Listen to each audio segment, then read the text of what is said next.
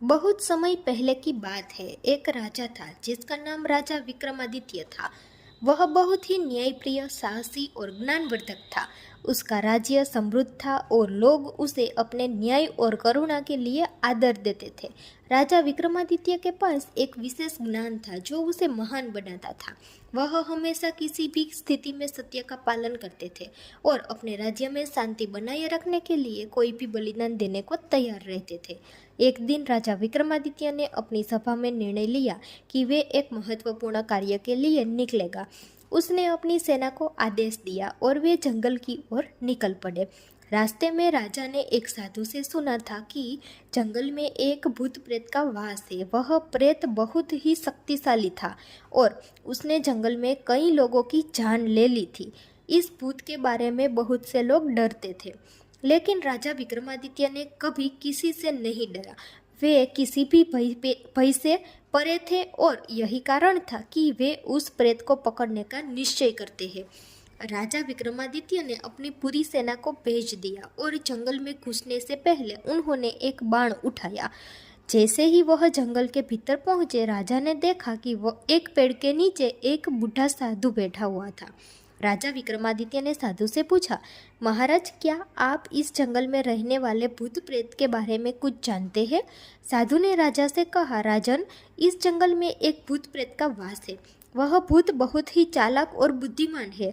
अगर आप उसे पकड़ने का प्रयास करते हैं तो वह आपको शर्तों के साथ चुनौती देगा। राजा विक्रमादित्य ने इस सलाह को माना और साधु से अनुमति लेकर जंगल के भीतर गहरे में चल लिए। जैसे ही वह भूत प्रेत के पास पहुंचे, उन्होंने देखा कि वह एक पेड़ के ऊपर बैठा था। भूत ने राजा विक्रमादित्य को देखकर हंसी उड़ाते हुए कहा, तुम मेरे पास क्यों आए हो? क्या तुम मुझसे भिड़ने की ताकत रखते हो? राजा विक्रमादित्य ने अपनी तलवार निकलते हुए कहा, मैं तुम्हें पकड़ने आया हूँ।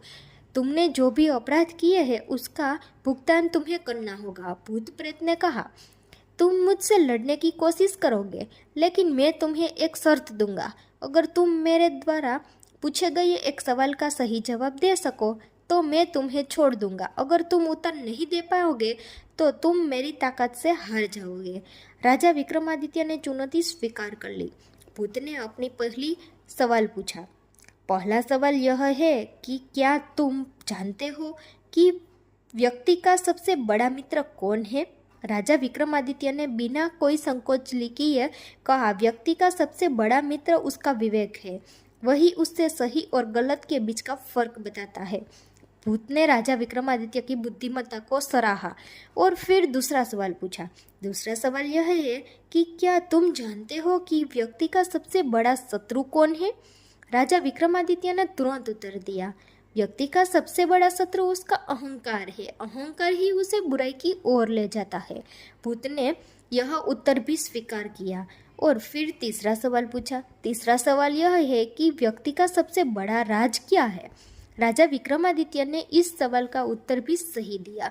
व्यक्ति का सबसे बड़ा राज उसका आत्मसंयम है। वही उसे जीवन के हर क्षेत्र में सफलता दिलवाता है। अब भूत ने चौथा सवाल पूछा।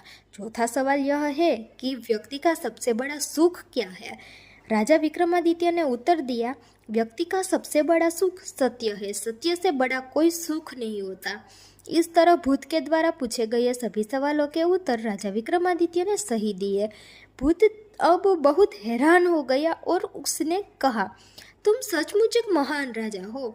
तुमने सभी सवालों के उत्तर सही दे दिए, इसलिए मैं तुम्हें छोड़ता हूँ। लेकिन इसके बाद भूत ने एक और शर्त रखी। राजा, तुम मुझे छोड़कर जाओगे तो मुझे अपने साथ ले जाना और इसके लिए एक व्यक्ति चाहिए। अगर तुम मुझे एक व्यक्ति का नाम बता सको जो मेरे साथ जंगल में जाए तो मैं तुम्हें छोड़ दूंगा। राजा विक्रमादित्य ने इस शर्त को माना और जब वह वापस जाने लगे तो वे एक व्यक्ति का नाम लेकर लौटे। भूत ने राजा के साथ जाने के लिए उसी व्यक्ति को चुना और जंगल से बाहर चला गया।